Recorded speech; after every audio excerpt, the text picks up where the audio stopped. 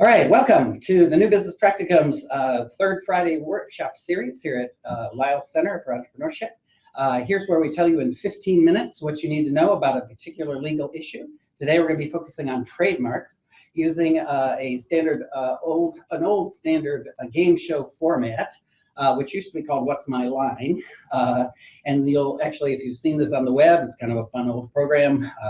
But it's something we've adapted to teach you about trademarks today. So ready to go? Yep. Okay, good. Well, let's get started. So welcome to What's My Trademark, the show that's got everyone protecting their brand. I am your host, Bill Kelly, and thank you for joining us today. What we're going to do today is show you what the U.S. Patent and Trademark Office will do when you apply for a trademark, which would be something that you want to do to protect your name, maybe your logo, maybe even a smell that's associated with your business. Ooh, not a sound that's associated with your business, something like that.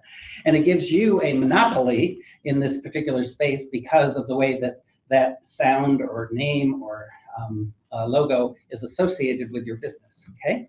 And so today, to help us learn about this, we have a celebrity panel of judges. Yay, judges. Okay, let's meet our judges today. She's the baddest judge on the planet.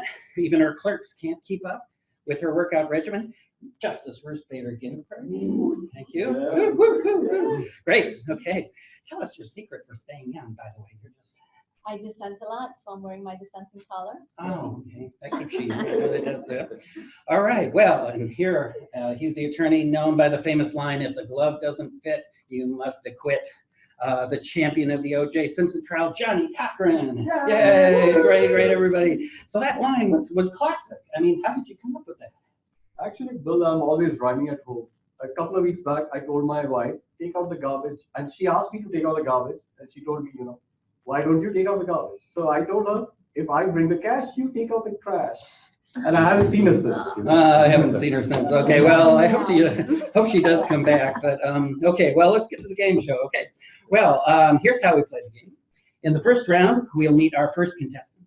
He created a well-known trademark that everyone will know here that will, again, help you think about a particular business and associate it with a logo or a name or something like that. Now, here's the thing. He's going to come in and he's going to show us this trademark, but our celebrity panel will not see it because they'll be wearing their, yes, your blindfolds. That's right. So what they're going to do, I'm sorry, your glasses there. Shoot that out. That's all right. Put that over. Anyway, so they are going to come on with them secure before he comes in. All right. Good. Thank you. All right, very good. And by the way, I haven't shown you, I haven't shown you anything about this trademark yet, right? Right? Okay, good. All right, well, let's bring in our contestant here, and then would you please sign in for us, okay? Kevin Shu, okay? Well, welcome, Mr. Shu. Come on in, and I understand that you've created a very distinctive logo for us here. Let's show it to our studio audience here, if we would. Okay, it's a very distinctive one. Everybody knows what this one is, but our judges are going to have to guess what this is by asking the kinds of questions that the U.S. Patent and Trademark Office will be asking. So let's start with you, maybe Justice Ginsburg. Okay. So, Mr. Shu, how descriptive is your mark? What do you mean by descriptive? Well, by descriptive, I mean a mark that simply describes the product's ingredients, its use and purpose, the characteristic or function of it. Kind of like if you wanted a trademark cold and creamy for ice cream, it really wouldn't work unless consumers already associate your mark with a single source. Kind of like Calistoga water. Oh, I see. Well, my trademark does describe a characteristic of our product. It's fleeting nature. Mm-hmm. Oh, is your product In-N-Out Burger? No. Sorry, that didn't work out. No. Well, let's go to you, Johnny Cochran, please. Okay, Mr. Shu, how suggestive is your trademark? And by suggestive, you mean? So a mark that is suggestive, it basically suggests a connection between the mark and the product, like, let's say, Microsoft or Citibank. Oh, well, again, my trademark does have something to do with cell phone use. it highlights a common thing we do every day on our phones and connecting with others. I think I know what it is. Is it Tinder? No, but close. Oh, gee, no, you didn't get that right. I'm sorry, Mr. Cochran. All right, well, maybe Ruth Bader Ginsburg, can you figure this out yet? Of course I will. Is the mark arbitrary, kind of like if you chose something like tangible, like Apple for Apple computers, or is it maybe fanciful, kind of like if you made something up yourself, like the word Pepsi for the soft drink? Ooh, well, I mean, let me see. It starts with common words, and then connects a cartoonish kind of character with a cell phone that fires off messages to others with little consequence. I'm familiar with this from our president. He does a lot of tweeting, so I think it's Twitter. Oh, no, I'm sorry. It's not any of those there. You stumped our panel. Look, you got $25 for each wrong answer. You got $75 now. So panelists, you can take off your things here and see what we got here. It's oh yes, we know it's Snapchat, of course. Well, so I assume $75 isn't going to put a dent with you, because I mean you must have a McMansion after this trademark here. Well, actually, so I was an independent contractor at the graphic design firm that Snapchat purchased the logo for, and I transferred all my rights. I was paid basically like $200. But I do have some other designs. Oh, well, that's all right. We'll come back to those there. But thank you very much for your participation on the program today. Well, thank you, everybody. Yes, we're good.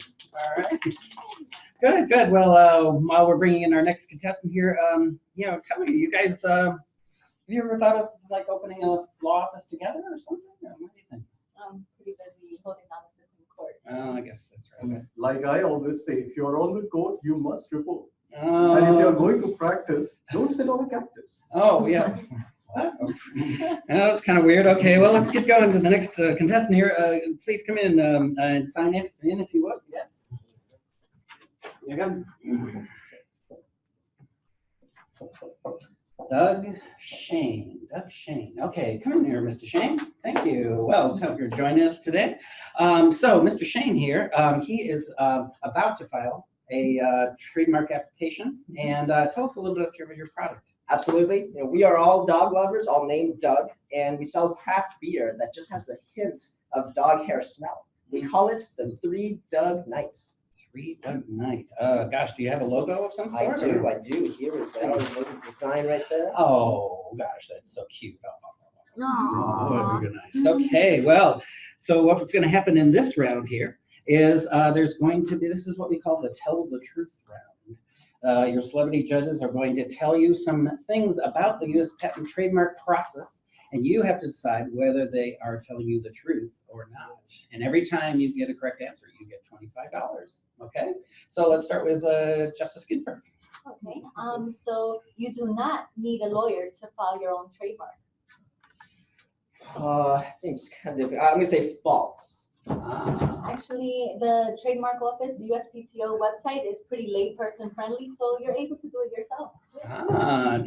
Okay, well, good. Okay. Well, then, Mr. Cochran, yes. Well, okay, but you better go and file with the USPTO right away, because if you have no protection right now. I hope that's not true. I would say false. That's correct. If you simply have used it in commerce, you get common law protection, but it's limited. Very good. Okay, well, you're doing well so far. Justice Ginsburg. So all you have to do is go to the USPTO's website and do a basic word search. I mean, that sounds a little too easy. I'm going to say false. That's correct. If you just do a basic word search, you're just going to turn up the federally registered trademarks, but there could be some that have common law rights, so you have to check both, maybe do an internet search. Very good. Well, you're doing really well so far. Let's, Mr. Cochran, yes. Okay, so because you have a name and a logo, you should always use trademark together, trademark those together. Well, I think that's true. No, sorry, you're incorrect. Yeah. Unless you always will use them together, you don't need to trademark them together. I understand. You want to mark them separately so you can use them separately. That makes a lot of sense. All right. Well, Justice Ginsburg, any other advice for him? Once you get your trademark approved by the USPTO, you automatically get some international rights as well. Well, international rights. I'm going to say false. You actually do get some rights You for do. any country that has signed the Madrid Treaty and protocol. So. Okay, very good. Okay, well, you get that one right, but let's try another one, Mr. Cochran. Okay, so you don't have to worry about trademark protection if you're using your own name for your own business or product. Well, that's got to be right. I would say true. Unfortunately, no, you're not correct. So your use will be denied if it could cause consumer confusion. For example, if you actually called Louis Vuitton and you started marketing, you can't just start marketing suits with the name Louis Vuitton. Understood. Okay, well, let's see. Were there any others? I think we had. Oh, we had one more. Yes. So buying the domain address for your trademark, it gives you the automatic rights and same protection as filing for your trademark. Just buying the domain. I'm going to say false. You're correct. It's also not true that registering a trademark gives you ownership of the domain name itself. But if somebody just went on there trying to get it, knowing your rights to the name, you could get them off with cyber squatting and other things you could use against them. Very good. So take us out, Mr. Cochran. Last one here. Right. So I can use the symbol R in a circle to show others that I have registered my trademark. R. I'm going to say false. No, I'm sorry, you're incorrect. So if your trademark has not yet been granted, you can only use the TM symbol or not anything. Oh, goodness, sir. So that was $25. How many did you get right? I think you had 3 and 4, right? Okay, so let's see, 4, 225. So, oh, no, excuse me, that was $25. So that looks like you got $100 more. Okay, this is great. Well, that sounds like you're ready for our lightning round. Lightning round here. Okay, well, the next thing you have to do when you are producing a trademark application is you have to choose the classes of goods and services that will be protected where you join that particular class and have protection and notice to others in that class. Okay, you understand? So in 1 minute, I'm going to be showing you, within 1 minute, we're going to be showing you classes that you might want to register for, or maybe you wouldn't. Okay. And so you have to decide very quickly how many you want to get in, which ones are good, which ones are not. Each one costs $225. Okay, the first category is $225. That's what you put in for your trademark application. But if you want more classes, you got to pay for it. So okay, are you ready to go? Yeah, okay, I'm ready. It's going to come up on the screen. Here we go. Here's class 32. Yes, I'll take that. Okay. Okay. What about class 33? Oh, mine is spirits. I guess we're not doing that, so probably not. Okay, not that one. Okay, next one. In case you want to merchandise. Yeah, of course I want merchandise. Yeah, definitely. Okay, that's good. Okay, let's see. Next one, class 45. Yeah, I definitely want to do that. Yes. Okay, good. Okay, maybe one more. Here, let's see. Oh, coverage. Providers of food and drink. Of course, yes. Okay. Well, I guess that's let's see. How many is that? Well, that'd be 4. 4? Oh goodness, times 225. I think that's $900. Okay, so well, I mean, your original 100 is going to help with that, I suppose. But all right, well, let's see what happens in the last round here. We've got one more round here. Okay, now let's say that you've got your trademark here.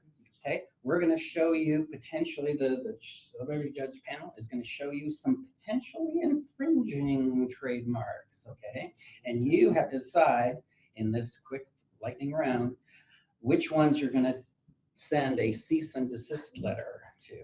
Okay, so when you see one that you want to use, you want to cease and desist, you throw that at the screen. Okay, all right, are you ready to go? Okay, you got 1 minute to go. All right, first one, go. Okay, a dog food rating flag that gives marks for high or low depending on the product. They call it 3 Dog Nice. If it's same as our name. Okay, that's one. Okay, what about this one? Okay, a new wine for dog lovers that has this logo. Looks exactly the same as our picture. Okay, the next one. All right, so Glade decides to start marketing an air freshener with different dog smell flavors like poodle and... We have dog smells too. Okay, that's another one. All right, here we go. Creator of Hango Pet Supply Company has different sized dog beds. All right, looks a little, it has 3 golden dogs in a bed. Okay, looks a little like yours. Okay, next. So a popular singer, Doug Knight, ooh, sounds like Three Dog Night, starts selling his third album, which he simply calls Three. Okay, that didn't cease and desist that one. Okay, ready, last one. A creator of hangover remedies puts out a new product called Hair of a Dog That Bit You. It smells like dog. Oh, see, that's another one. Oh, goodness. So looks like you got them all. Okay, there you go. Well, the message there is, of course, anytime you see your trademark potentially being infringing, you've got to protect it. That's one of the rules. Okay. So it looks like you got all those infringements there. Let's see what you got. Look, I think you had altogether. You've got $150 for all those answers there, and then you got 100 from earlier. That's $250. I think that. Let me see now, that was $900 for the classes and all of that. So I think you go with actually $650 there. We'll take a check if that's all right. Okay, well, we'll come back to you on that. All right, well, thank you. We'll see you maybe next week. If you can afford, just give us the check. Okay, okay, that's fine. All right, well, remember, get out there, file your trademarks, and what everybody knows here is to protect your brand. All right, we'll see you next week. Thank you.